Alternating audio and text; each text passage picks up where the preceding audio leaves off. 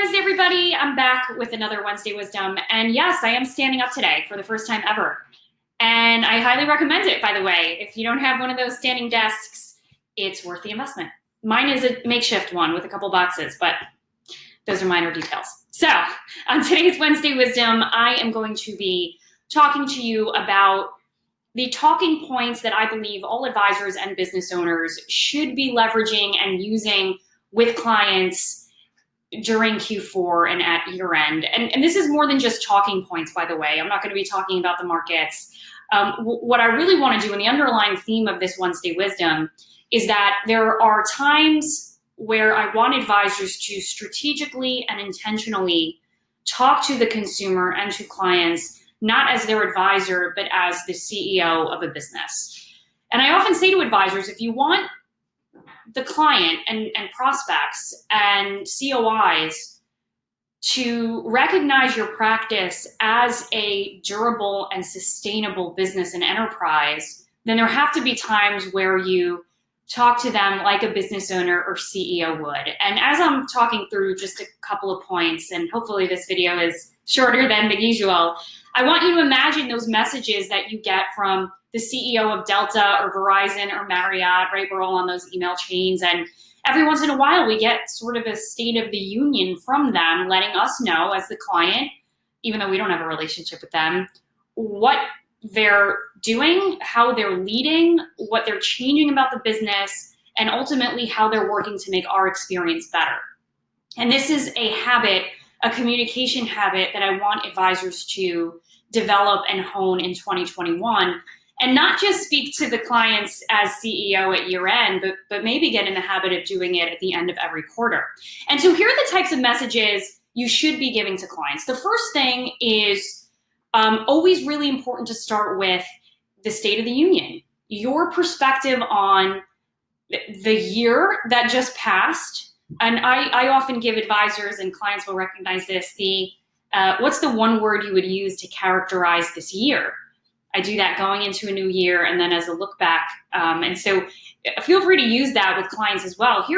When I think about how I would characterize this year, here's the word I would use. Here's what I've learned as an advisor and business owner, and here's what my team has learned.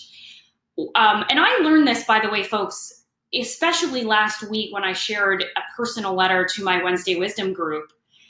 You create a different type of relationship with people when you allow yourself to be vulnerable, when you allow yourself to share learnings and take people on a personal journey with you. And so sharing with clients what you've learned, and then corresponding to that, what you've done in response to what you've learned, is how you should start off any communication or formal conversation that you have with clients at year end. Hey, here's how we would characterize this year. Here are the things that we quickly learned about our clients and about the services we offered. And here's what we did to shift and adjust in March and April, and here's where we're at now. And so maybe you're telling clients that you've decided to move to, virtual review meetings for the time being. Maybe you're sharing with clients that you changed technology platforms, a tech stack or CRM to be able to enhance communication with them. But you're letting clients know that you're in business and that you're in control and have had your strategic thinking hat on the entire year. So that's the first thing. The second thing that's really important, and you could do this if we're talking about just your top clients or the top 20 to 40 relationships, I would recommend doing this second part either as a personal phone call or conversation. But for everybody else, you could do it via SurveyMonkey or via a simple Google form. But asking really specific questions of clients to inform the way in which you're going to make some practice management decisions for 2021 is also really important. It's important for two reasons. Number one, because I say this often, if you're stuck on which way to go as it relates to deciding about investing in, a new marketing partner, a new marketing platform, or client events, if you can't decide internally as a team, turn it over to the clients. I've said this in a recent Wednesday Wisdom. Any change or tweak that is going to impact the people who you serve, they should have a say in it. That's number one. Number two, remember that the younger gen especially, so the Gen Y and Gen Zers to some extent, and the Gen Xers, really enjoy being part of something bigger than themselves and having a say. Gone are the days of, us joining a firm because of a strong brand name and just assuming that that firm, i.e. E.F. Hutton or Merrill Lynch or whomever, knows everything and has, all of our best interests at heart. It's sort of the reverse now, right? Clients want to be the one that call the shots, that help curate their experience. And so by opening up the year-end conversation to not just hear our learnings, but we'd like to survey you and ask you a couple questions so that we can incorporate your feedback into your experience next year is really important. And so here are the kinds of questions you want to be asking in that survey. Number one, we recognize that there's a lot of noise in the marketplace, and we're in an oversaturated industry right now with you getting news and information from a million different sources. Do you read our newsletter?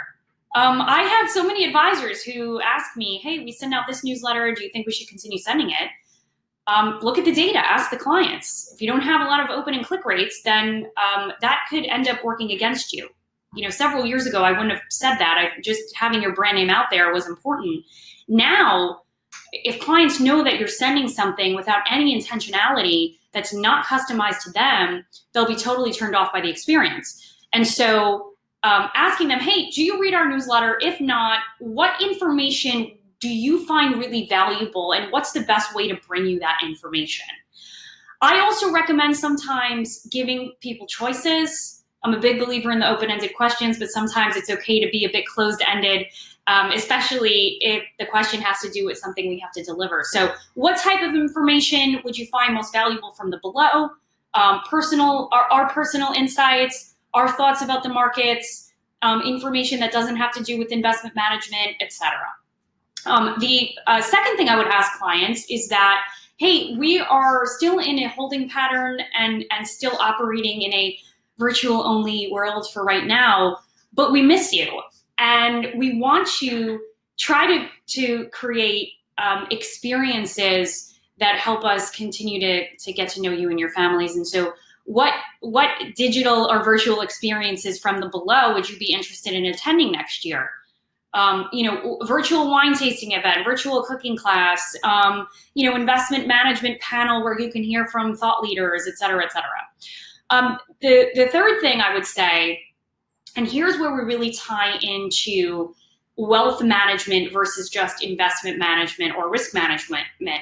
By the way, folks, I'm realizing I talk even more with my hands when I'm standing up.